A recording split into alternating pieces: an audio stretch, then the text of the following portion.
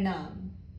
In today's episode, we will discuss about the 5 vrittis which Patanjali ji has given in the Sutra 6. Today, we will discuss from the 7th to the 11th. In these sutras, उन्होंने explain किया है हर एक वृत्ति को पूरे detail में कि how we can identify कि ये वृत्ति क्या है. सो अबाउट द फर्स्ट वृत्ति ही इज सेइंग प्रत्यक्ष अनुमानागमाः प्रमाणानि. प्रत्यक्ष अनुमान आगमाः प्रमाणानि.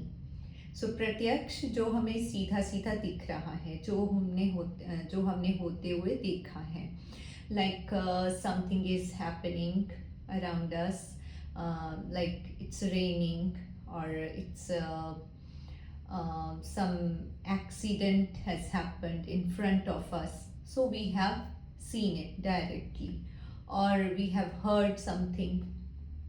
So this is the pratyaksh जो हमारे सामने हुआ. Then next is अनुमान.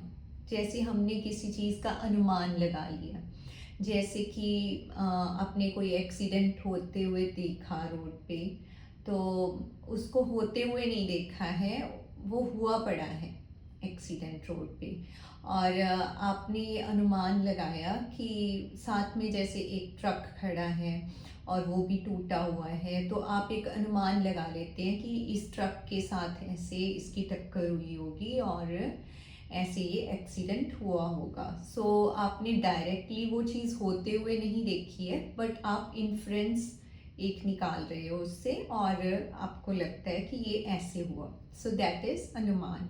देन आगमाः. आगमाः is from the written texts, like from some Vedas, kind of granthas, you have come to know about something, but that is not your own experience, so that is agamaha. So these three are praman. तो ये भी वृत्ति पैदा करते हैं, ये भी हमारे माइंड में फ्लक्चुएशंस पैदा करते हैं.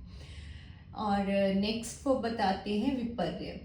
विपर्य वह चीज़ है जिसमें हम हमारी सेंसेस से इंफॉर्मेशन गैदर करते हैं.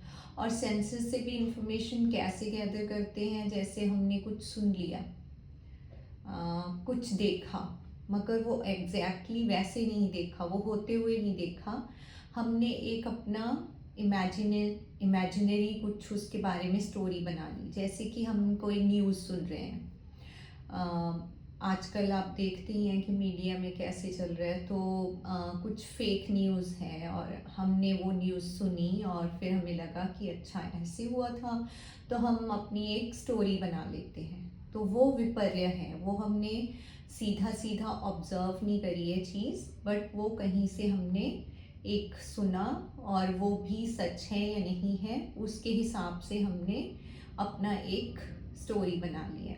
ऐसे ही कुछ देखा, वो भी असली वो चीज़ें नहीं देखी. जैसे हमने कुछ सपोज कोई किसी को पीट रहा है, तो हमें उसका कॉन्टेक्स्ट पता नहीं है कि कैसे हुआ है, क्या हुआ है.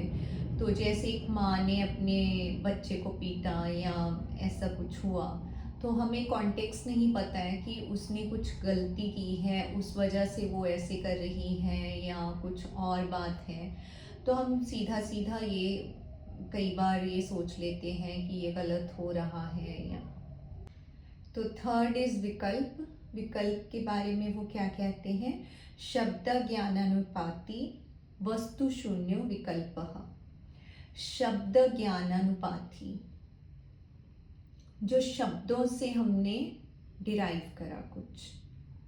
वस्तु शून्य, जो वस्तु एक ज़ीरो है, मतलब जो वस्तु कुछ भी नहीं है, उसके बारे में हमने शब्दों से एक अनुपात लगा लिया और वो विकल्प है.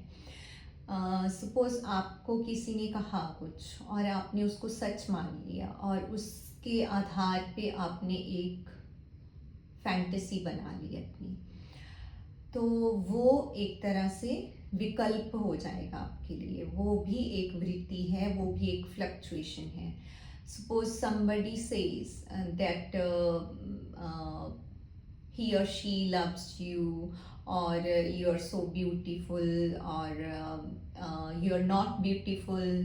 Somebody criticized you, somebody praised you, and you start feeling like you're so beautiful. And when you know you're not that beautiful, but still you आपकी सेंसेस, आपका जो इमेजिनेशन का वो है, वो उसमें हैप्पी फील कर रहा है, तो आप एक इमेजिनरी वर्ड बना लेते हैं ऐसे।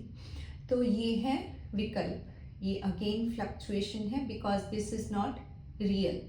फोर्थ इज निद्रा। निद्रा इज अभाव प्रत्याय लंबना वृत्ति निद्रा।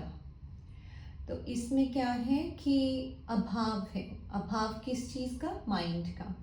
माइंड वैसे वर्क नहीं कर सकता यहाँ पे, हमारी परसेप्शन नहीं वर्क करती है यहाँ पे। This is state of emptiness. तो इसमें भी आपका जो माइंड है वो फ्लक्चुएशन में है, ये एक स्टेबिलिटी वाली कंडीशन नहीं है। तो इसे भी वो वृत्ति में एक्सप्लेन करते हैं कि निद्रा जिसमें हम बिल्कुल एम्प्टी हैं, कुछ भी नहीं हो रहा है, हम निश्चल हैं, तो दिस इज ऑल्सो अ वृत्ति। And the fifth is Smriti.